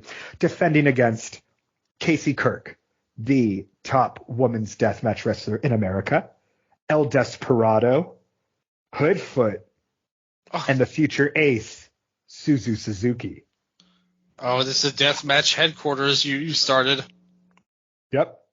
And so I'm actually, Casey Kirk wins this. I'm not going to lie. She wins it. And that's what sets us up for a really, really impressive and title-defining run. Because at this point, Hoodfoot was the inaugural champ. He lost it to Cruel. It's been, you know, very masculine dominated. And now we're going to see Casey versus Suzu, Casey versus Candice, Casey versus Rena, Sawyer, Masha, Kelly. You know, this is going to become really dominated by the women's deathmatch scene. And I'm excited for that. Listen, I wish this shit existed, man. I'm getting hyped. I'm going to go play WWE Universe mode after this. That's what you need to do. Put all of them in there. You can find a lot of great, talented, creators on Community Creations in 2K. So put them all in there. Shout out to Casey Kirk, too. You were a big fan of hers and put her over well on the last show. You're doing big things already. I'm not going to lie. I don't know if anyone here has IWTV. If you do, have you seen the Life of series, Dylan? Yeah. So those are like my favorite. It's total gonzo filmmaking. You're giving a wrestler a GoPro and they are, so pretty much everything is one long take, right? Which is my shit. I'm Andre Bazan, durational theory. That's my jam, right? Yeah. Casey Kirk does like a 7-minute monologue while she's in this Australian dive bar bathroom after wrestling 2 death matches in a day, and she is so beat to shit, and she is like on the verge of tears. She's like, I cut my artery today in my wrist. It was really bad. They taped me up. I wrestled again. And she's like, I want to make people proud. I want to make deathmatch proud. I want to do this for fan. And like, dude, it's like a Lars von Trier movie monologue. It's fucking amazing. She has the heart that every wrestler needs, in my opinion. Big Casey Kirk fan over here. Yeah, absolutely. She's one of the best talents you could have picked from the indie scene among the women. And thank you. So we're going to go into the last 2 now. Yeah. I went back and forth on this a lot, but sticking to the WrestleMania 36 template, the co-main event, the King of Sickness World Championship. The champion, Jon Moxley, versus the challenger, Go Shiozaki. Jon Moxley retains, leading to him versus Orange Cassidy at the pay-per-view for the world title. Clearly a guest booker spot from Tony Khan based on his shows that he runs, considering they also will build to Jon Moxley and OC. Based off this promotion, you think I booked the whole thing with Tony Khan at like 3 a.m., just like hotel penthouse. Tony, please DM our account if you're listening on Twitter. Let us know who you think had the better card, and if you want Nello to help you book any more, because I know you would love to do that. I love booking. I would love to. I was like, after the dev cycle I'm on right now, a dream of mine would be to write a WWE like career mode one day. I was playing the new one, and like one of the parts is on social media, this guy tweets at you, and his name is Andrew the Giant. And since my guy's like a dumb meathead, I tweet back, I'm like, I'll whoop your ass, Andre. I don't care if you're old or not. And then my PR lady's like, hey, that wasn't Andre the Giant. And I'm like, whatever. And then that It was night, Andrew Everett. right? That night I have a dream where I fight Andre, and that's how you unlock him. I'm like, that's so fun. That like, is, it's really cool. that's good. I like that a lot. You go But to yeah, that wasn't even your main event though. You've got one more match left. Nope, I got one more match left, and it is the Queen of Sickness World Championship in a triple threat that's been built over the past year. The champion, Bianca Belair, defending against Trish Adora and Hikaru Shida. You put the women on top, and you have put a great match together. All three of those women are completely awesome. Bianca especially is a superstar level talent. Could definitely see her carrying any women's division, period. But who do you have closing out the show? God forgive me. Trish Adora pins Hikaru Shida. I'm sorry, Shida. You've jobbed out Shida in the main event. I've jobbed out Shida in the main event. And you know what's worse is this takes place at Wembley, and at halftime I have Emi Sakura do backup vocals for Saraya, who's dressed as Freddie Mercury. Well, Tony I'm a Khan horrible once promoter. Again. Well, wrong answer because I would not alone. I have Emi Sakura in Xander Confirmed, so I will refuse to allow that to happen. I pulled a Booker power play to prevent that from happening, thankfully. Your trap card. Well, yeah, that's Down with the Sickness. So let's hear it. Let's hear the Xanarkin show. I cannot wait. Absolutely. Down with the Sickness sounds like a complete spectacle. Trish Adora coming out on top of the main event. Fireworks going off. Wembley Stadium. Unbelievable show you put together. Thank so you. since I'm on my Seto Kaiba arc with this company, I've activated my trap card and bought my way into Madison Square Garden to fuck with the WWE, pretty much. I thought you owned MSG until Xanarkin Pro Wrestling showed up. So, Xanarkin Pro Wrestling, this is our story, which is very, if you played Final Fantasy X, you know what I'm talking about here. That's the name of our show, our debut show here. All new people. I haven't booked ahead. No one has any history. This is our first show. And who do I want to come out at the start? The first person I want the fans to see, the opening match. May Sarah, the obvious choice for the ZPW high speed title here. She will take on Dani Luna from TNA, also known as Impact as well. Another young wrestler, battle of young talents here. I wanted to put them together to have a really good high speed match. High speed titles. Oh, sorry. Of course, May Sarah will get the win to be the first ever high speed champion. Dude, hell yeah. I like that you are doing it as the first show. I should have done that. But high speed title matches, brilliant way to open up any show. I actually do like these mixtapes parties with friends where, I cut together a bunch of old matches, and I usually open each show with a high speed title match. I think it really draws in fans, like especially, for the person who, because, someone got dragged there by their husband or their wife. They don't really like wrestling. And now they're going to see Dani Luna versus May Sarai. And it's like, holy shit, you've just converted them into new fans. So I love this. I'm glad I impressed you. Hopefully the people like it as well. This New York crowd, hopefully they can get behind it. Two youngsters doing high-speed wrestling. Very quick match. I didn't have as many matches as you on my show. I only had 12. But still, I wanted to keep this short and sweet. 6-7 minutes, hot opener, new champion, crowned. Very good deal. Lots of fireworks. Confetti all over the place. It's crazy. The second match, and again, there's certain people you want them in the main event, and then there's certain people you need to go in the early portions of the show. And I think when you think of someone like that, you definitely want Cody Rhodes, my rookie pick, coming out here. His Young Lion Contenders series. That's right. And I said, what can I do with Cody on this show?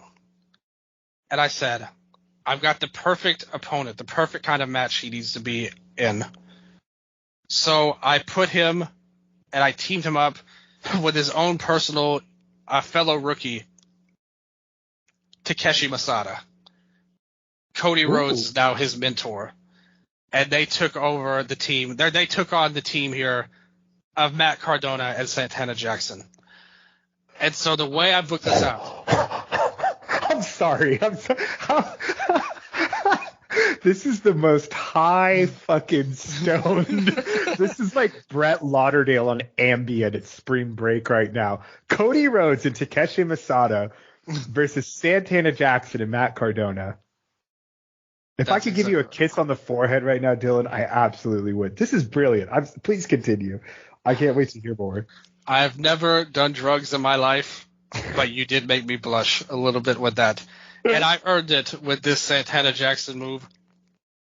And the way I booked this match out is this whole time building up to the huge ZPW debut show, Matt Cardona would be going crazy on Twitter. He would be putting over Santana Jackson, talking about it like he was the real Michael Jackson, just as famous, just as skilled, talking about it like it's the greatest thing ever. And during this match, Cardona would lose it, and Santana would turn on Matt Cardona in the match here.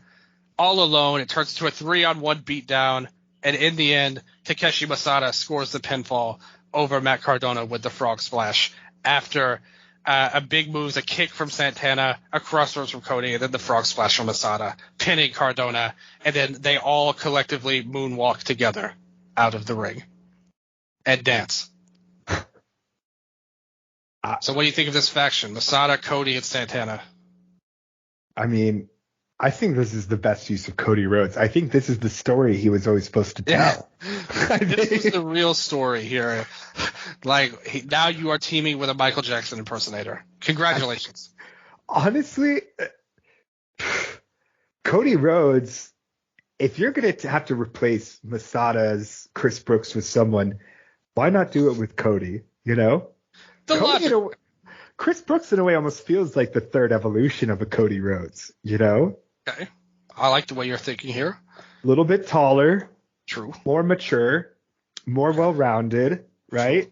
Doesn't wear the, what's his name? Commander from The Boys or whatever? Oh, yeah. Highlander, I can't fucking remember his name. Yeah. Homelander. Yeah. Homelander. That's amazing. I love this faction. Doesn't have a neck tattoo? Oh, Chris Brooks, yes. Yeah. He could get one. Maybe one day he will. But so fun for the crowd. We got a high-speed match, a fun match for the crowd, lots of audience involvement. Cody, a big reaction. You put over Masada. Hopefully he can be a bigger star in the future for me. He would be having so much fucking fun. I could, like, this entire time you've been saying this match, I just picture Masada smiling so big. DDT screwed up by not bringing in Santana in there. They need to make this happen in reality. They can't get Cody, but they can get Santana Jackson. My next match is a 5-way match. We've got Sandra Mooney, Stephanie Baker, Janai Kai, Roxanne Perez, and Diamante. Latina on Latina violence match here. We've got Mexican style. We've got Cuban, Puerto Rican, Chilean, all different Latin American countries represented in this match. And in the end, I have Vaquer pinning Janai Kai to get the win here. Great booking. I can, like, this is a match where I'd really hope you play music the entire time, like New Jack style. Like 3-6 Mafia hit a motherfucker, because this sounds like they're going to beat the hell out of each other. That is awesome. I am all about this. Honestly, I think that with the 5 women that I put in my elimination chamber, it's definitely the result of, like, these are my leftovers, you know, for the lack of a better term. Yeah. You've really put thought into this, and I think that the way you drafted shows a lot more intention. I really love this pairing of the 5. And they, like you said, this could be a banger. I would have Diamante do a wild stunt. Roxanne could do something as well, a big high-flying move. But then you could get Vaquer and Janai Kai firing at each other with big hits. Mooney would get put over as well as a younger talent. But in the end, she has to go back to subspace. Subspace sweetheart. Got to take the fall for Vakera here. So then, from there, I have the ZPW Cruiserweight title, a triple threat match. Black Taurus, Leon Slater, and Mustafa Ali. My inspiration for this was on WrestleMania weekend. Everyone mentions the Vikingo versus Commander Ring of Honor match, but the far superior match took place at WrestleCon with Black Taurus in the three-way. So I took inspiration from that and wanted to have a good base to let Slater and Ali do great things. And in the end, Ali pins Slater. Man, bless you for not fucking having Taurus take the pin. You are the anti-TNA booker right now, huh? Yeah, don't compare me to TNA. This is awesome. What a pairing. Like, I can totally see 2017 NXT style match between a fucking Leon Slater, Mustafa Ali. I can see a 450 to the outside. You know, Taurus has that absolutely imposing presence. You know, you have the opportunity for a lot of really great 2-on-1 moments with Ali and Slater having to team up, but then you set up some really great 1-on-1s with Ali pinning Slater in the end. You protect Taurus, who I think is someone who absolutely should be protected. Like, you can put him in hella or multi-man matches, but there's no reason he ever needs to take the pin. I think really focus on that in singles, but yeah, this is awesome. Was this for a title or anything, or just for the hell of it? The Cruiserweight title. Cruiserweight title, okay. Yeah, and this is the inaugural, correct? That's right, Ali, my first ever Cruiserweight champion and a great representative. Wow. And so you have your legal team as all these 90 days up? That's right. Nice. Let's do it. Let's go, Ali, chapter 2. Love that guy. Even if we had a TV show, I would use his character every week because I really like his promos. He's a very earnest guy. Dude, where do you hope he lands up? Or ideally, where would you like to see him go if you had to pick one promotion? I think he would be, honestly, I think the New Japan Juniors need a ton of freshening up, and I think he would be a great get. Because it's always the same guys. I mean, God bless Desperado and all, but him and Hiromu have wrestled so many times at Wrestle Kingdom. Like, let's get a new blood in there. Ali is the face of the juniors. I'm all for it. Ali and Leo would be a great thing to run back. I'd really love to see that. Match. Yeah. And then, Eagles? Dude, I think Desperado and Hiromu are also bored because they spent the entire fucking year wrestling everywhere but New Japan. So. Yeah, exactly. So let's give Ali a run, go through the gauntlet. I think, though, in reality, I'm pretty sure he's going to go to AEW. Tony Khan loves his Chicago guys, you know. Yeah. Correct me if I'm wrong, too, but Tony and Ali are both Pakistani as well. Oh, yeah. Good point. I didn't even think about that. So, yeah. Ali definitely is. I think Tony Khan is as well. I don't want to say for sure, but I think he is. So next match, I've got my women's tag titles. A gauntlet match. Go on. Oh, no, I was just going to say he is real quick. Let's hear it. I just double-checked. Shout out to Tony Khan. Shout out to Mustafa Ali. Shout out to the Pakistanis. We love you guys out there. Gauntlet match for the women's tag titles. I've got Gail Kim forming a team with Nicole Matthews. Oh, shit. And they take on the teams that I picked in the draft. First of all, Savannah Evans and Giselle Shaw. We had for the TNA Alliance. For AEW, we got Emi Sakura and Willow Nightingale. So she's not singing for you. She's coming in MSG to go for the tag titles here. We've got Meiko Satomura and Wendy Chu, the natural tag team, of course. Everyone knows go together perfectly. Vert Vixen and Hyan, both two spectacular young indie talents. And Arisa Nakajima and Shuri. So the way I booked this is we come in with basically it's not a traditional gauntlet. It's like a Royal Rumble, but instead of throwing people over the ropes, you have to enter the ring and tag in. So people come in and out all the time here. This is my special Xanarkin gauntlet here that we have here. All right. So the way I booked it is it starts off with Meiko Satomura and Wendy Chu are the first team out. and they take on Evans and Shaw. And here they go at it and go at it, and then Wendy Chu gets the pin on Savannah Evans here. So Chu, who I passionately defended last week, I'm giving her the first fall in the match. Chu Crew? That's right. Chu Crew is very in high demand right now.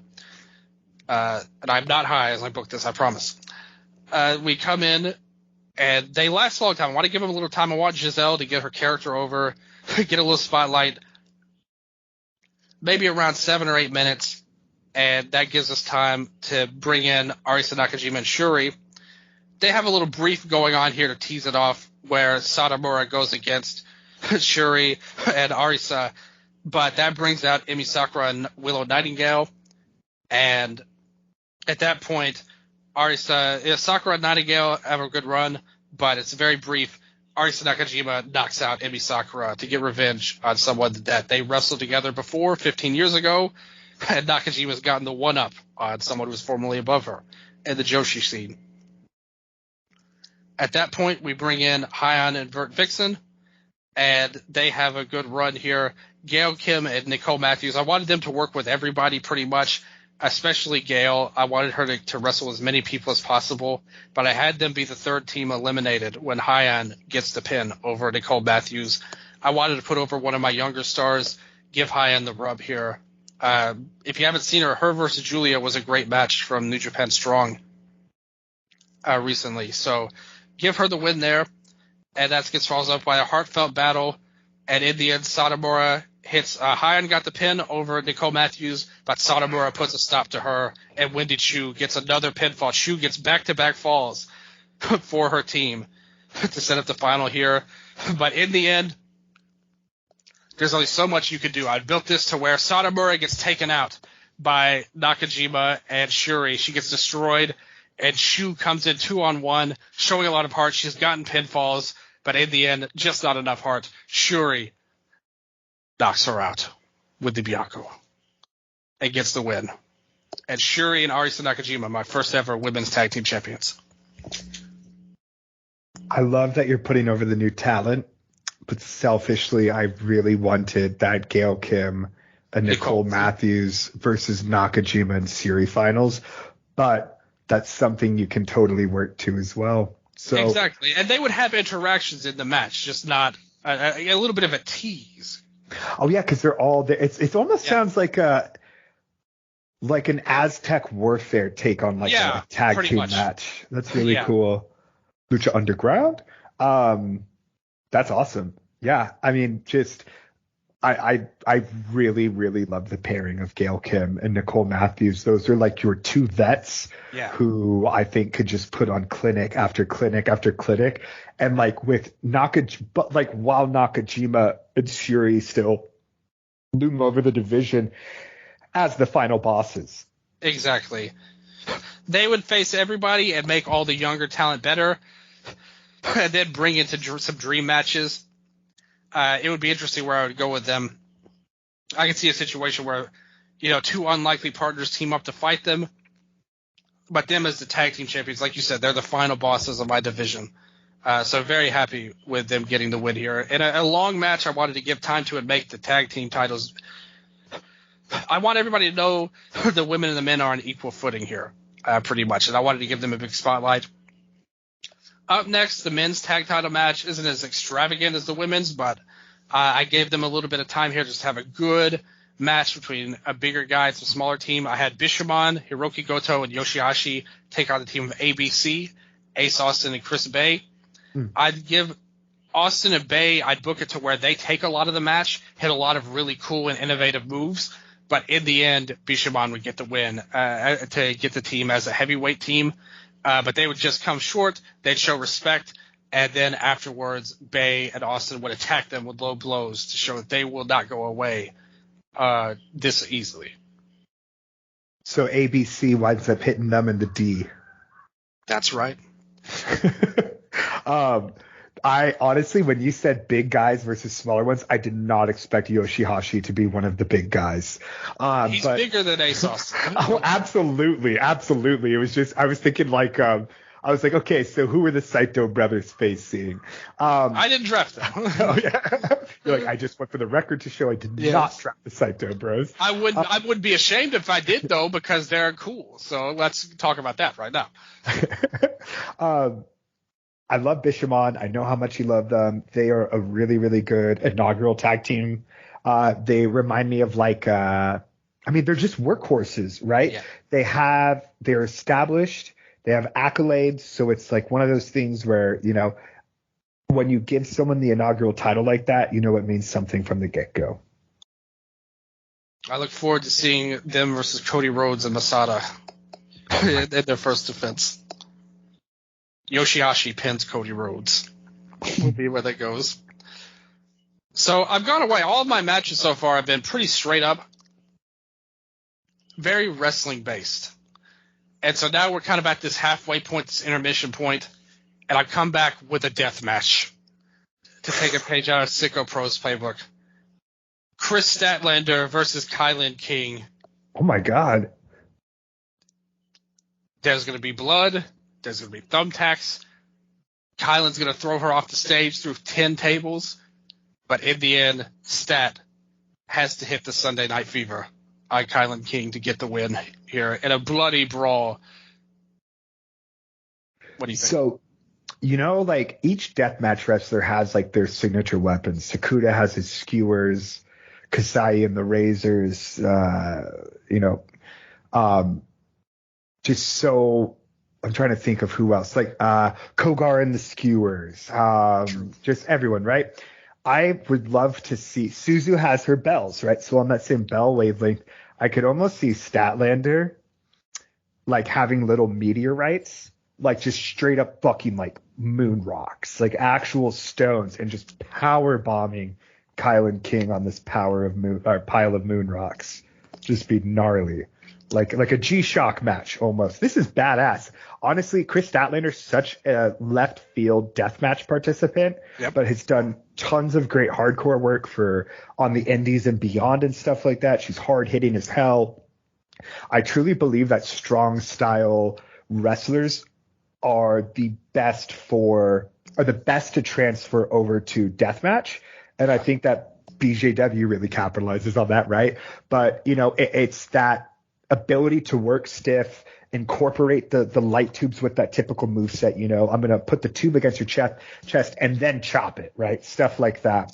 Kylan King, very underrated, honestly has had some pretty good death matches. Yeah. So I love it. I think that this is one of those real left field choices, and you found a way to incorporate both wrestlers in a very meaningful way I did not expect. And King gets put over too just by doing this crazy stuff, even in defeat. With the Moon Rocks, we have to get Sandra Mooney facing Statlander in a later feud as well. We will have to get there. But I wanted to add a little bit of a twist, had some more weapons into it, do some big things. So we moved to the complete opposite of that with my next match. Tomohiro Ishii versus Drew McIntyre, one-on-one. You know what kind of match this is. Drew pins Ishii with the Claymore. I have to invest. Listen, I'm American. We have American-based promotion. I have to invest in the guy with the cool promo skills. And I'm a little biased because he has long hair. And unfortunately, Ishii is bald. If he had longer hair, maybe I'd put my man over. But I love the Stone Pitbull. Basically, for as long as this company exists, Ishii is my workhorse guy. He could face anybody. Every pay-per-view, he will have a big match against somebody. He won't necessarily win a lot, but he will have great matches up and down the card, and I will show him respect, and these two are going to go at it. Epic 20-minute match here, hard-hitting, headbutts between both guys. He hits the Claymore, and Ishii pops up in a one count and fires up. Drew can't believe it. And right when it looks like he's about to get the win with the vertical spike brainbuster, Drew pops out, hits the ropes, Claymore for the win. Yeah, I really want to see this match. This match will be so fucking badass in real life. This would be great. I don't have much else to say other than amazing booking, and I really hope we get this someday. I really wish that would happen. Maybe if Drew leaves, this has to be a match somebody puts together if Drew leaves WWE. So real quick, where does this position Drew afterwards? He would be the number one contender for the title here. This wasn't a stipulation, but it was an unofficial number one contendership match. I put over that on commentary a lot. So we move into a women's match here. The ZPW South American title. Tiffany Stratton versus Jamie Hayter here. Trying to be the secondary champion of ZPW for the women. I wanted to give them their own belt here because it's so often with the men getting a secondary title. I wanted to give the women a chance here to kind of invert it a little bit. And here we got two great talents in Jamie and Tiffany. I would have Tiffany cut a promo at the start, use her charisma. Jamie, no nonsense, badass presence comes in. I feel like they have a great natural rivalry. You know, like the hot girl and like the badass girl is like a natural rivalry, I feel like. And not that Jamie's not hot, don't get me wrong. But she is a badass first and foremost. And she would beat the crap out of Tiffany. Tiffany would show fire just like she did against Becky in their hardcore match. I want her to show a lot of heart and guts that you can't just take her seriously as a pretty face. You have to take her seriously as a wrestler. But in the end, I'll give Hayter the big win over Tiffany, winning the South American Championship. I want her to be a cornerstone of my women's division. I love the South American title. That's very cool. And there's no South American titles either. We have the U.S. title, the North American title. Why can't we have the South American title? I've got Stephanie Bach here. Yeah. No, and I think Vakir versus Hayter is a money match, and you position Vakir for that. Totally agree in terms of having Hayter as a cornerstone. Fuck, I hope she returns soon. And, me too. I miss Hayter. We love Jamie Hayter on the show. Shout out, Jamie. Get better. And also, Chris Brooks, if you're listening, would you get the Punisher logo on your neck, but with the UK flag? We would love to know. Yeah, great match. I think that's an awesome use of everyone. Really good to put Tiffany in that title match from the get-go, make people know she's important, even though she's, younger, more of a rookie. Great pick. Thank you so much for that. Now we get to my big three matches. Anarchy in the Arena. Oh. Imperium. Gunther, Ludwig Kaiser, Giovanni Vinci, Timothy Thatcher, and Jonathan Gresham take on the Blackpool Combat Club here, where you've got Bryan Danielson in this. You've got hold on, my things are getting messed up. Oh, here we go. All right, Bryan Danielson here, Claudio Castagnoli, Wheeler Yuta, Josh Alexander, and Roosh has joined the Blackpool Combat Club for Anarchy in the Arena. And this would be obviously an insane match. All hard-hitting matches, big suplexes, build up to a big showdown between Danielson and Gunther, one-on-one. But in the end, neither man would take the fall. Roosh gets the pin over Giovanni Vinci after a big drop kick. And this would be a 30-minute match for sure, if not longer, maybe even 35. Want them doing everything they can. Everybody stands out. I want Kaiser to get a big moment because I'm a huge fan of his. Gresham and Thatcher can show some technical abilities with people like Danielson, Yuta, Claudio. See teamwork between the BCC and then Roosh proving his worth. There would be doubts. Will he just go insane? Will he fit with the BCC? Alexander fits like a glove, but Roosh was the wild card, but he stays true. And they all come together for a big pose at the end. BCC stand talls in this bloody brawl of an Anarchy in Arena match.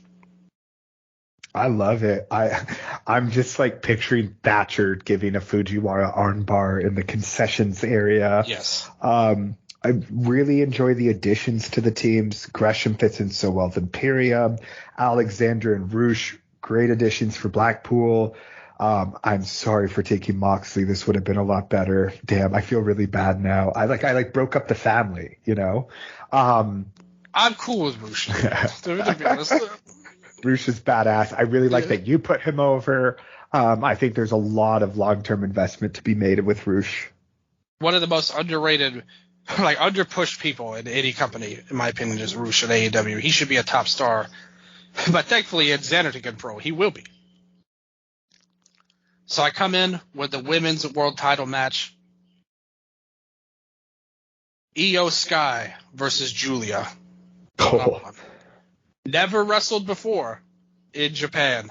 A first time ever match. And of course, Julia takes the win here and is my first ever women's world champion. She is the face of my company. One of the faces, for sure. I have her getting the win here. What do you think? That's a dream match. I think Io is, the perfect person to have in the match losing against Julia. Io can take the loss, and she also has the star power and has been established enough to make Julia's win feel that much better. And, I'm very excited to see who your world champion is because I want to know who Julia's standing next to on that stage. In the main event of This Is Our Story, Xanarkin Pro Wrestling, Kento Miyahara versus Kenny Omega. Who will be the first ever champion? The battle of the V-trigger versus the blackout knee strike. They come in. They have an epic match. Kento riles up the crowd. Omega, the crowd's going nuts for. And in the end, we see Kenny Omega hitting the one-winged angel from the middle rope to score the fall and become the first ever champion. I have to look out for the people. I have to look out for the fans. Kenny Omega gets the big win and is the first ever ZPW world champion. I think it's only fitting that Kenny Omega is the first world champion of the Final Fantasy inspired promotion. Absolutely. Yeah, really I can see that you know what I'm thinking of then. Yep. Then. Okay. Absolutely. Of course he would come out with One Winged Angel as part of his theme music. Yep. Well. And then I'm just picturing like that awesome moment where like they collide knees at the end or something crazy. I think it's the sign of like great booking when you can start to see the match in your head and what some of the potential big spots could see just when you say the names. I love it. Like seeing Kenny and Julia sitting on the stage. Yep. Like those are two people you can absolutely build a company around. Yeah, my list of champions is pretty strong. For the women, Julia, Jamie Hayter, Shuri, and Arisa Nakajima. For the men, Kenny Omega, Mustafa Ali, Hiroki Goto, and Yoshihashi. I mean, I'm really happy with this card overall and what I did with the roster. No, it's great. This was so fun. I love fantasy booking. We will absolutely 1,000,000,000% do this again in the future. That could be something we really lean into even more down the line when we have more stuff going on. But I love doing it for the first time. Both of our cards I thought were great and spectacular. You got to go to the Twitter page at WrestleUpdate23. Vote. I'm going to put this up to a poll. Who had the better card here? Ooh. So it's a little bit of a competition now. It's going to be interesting. What did we do with our booking? We had different ideas, and different strategies to make the best card possible. But both were a lot of fun. I apologize because I had to pull a power move by keeping Emi Sakura off the show because I needed her in the Xanarkid Gauntlet match. So I couldn't give her up. I'm sorry. We'll work it out. We'll make a deal later on where Emi can show up and do some Freddie Mercury stuff for you. I know that's what you want her for most. No one can blame you for that. But with that said, tons of fun. I really enjoyed this whole show, and thank you for coming on, Nello. It was so fun. Thank you.